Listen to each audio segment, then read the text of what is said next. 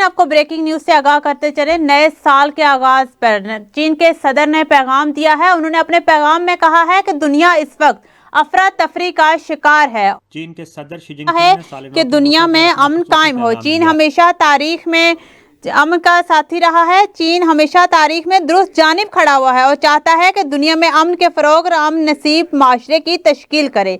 इसी बारे में मजीद हमें आगाह करेंगे बीजिंग से शाहिद अफराज खान। मौके पर अपना खुसूसी पैगाम दिया। उन्होंने कहा कि चीन ने इक़्तिसादी और समाजी तरक्की के अपने 14वें 5 साला मंसूबे के अहदाफ हासिल कर ली हैं और चीन ने जदीदकारी के नए सफ़र में ठोस तरक्की की है। जैसे साल 2025 14वें 5 साला मंसूबे की तकमील का निशान है। चीन की मुआशी ताकत, साइंसी और तकनीकी सलाहियतें, दिफाई सलाहियतें और मजमूई कौमी ताकत सब नई बुलंदियों तक पहुँच चुकी हैं। चीन का मुआशी हजम 140 ट्रिलियन युआन होने की तवक्को है। उन्होंने मजीद कहा कि 2025 में शंघाई ताउन तंजीम और वेमेन समिट का कामयाब इनेकाद किया गया। इस वक्त दुनिया अफरा तफरी का शिकार है।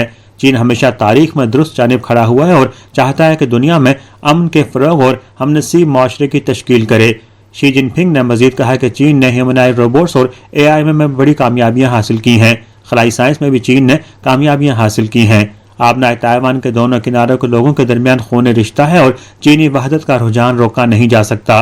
उन्होंने मजीद कहा कि मुल्क में सकाफती और सियाहती सरगर्मियाँ उरूज पर हैं। मुल्क तमाम कौमियतों के साथ खुशहाली की जानिब गामजन है।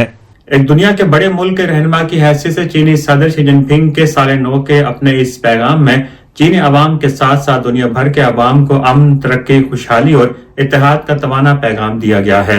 Shahid Afraz Khan, A1 TV। बहुत शुक्रिया शाहिद अफराज खान, आप तफसीलात से आगाह कर रहे थे।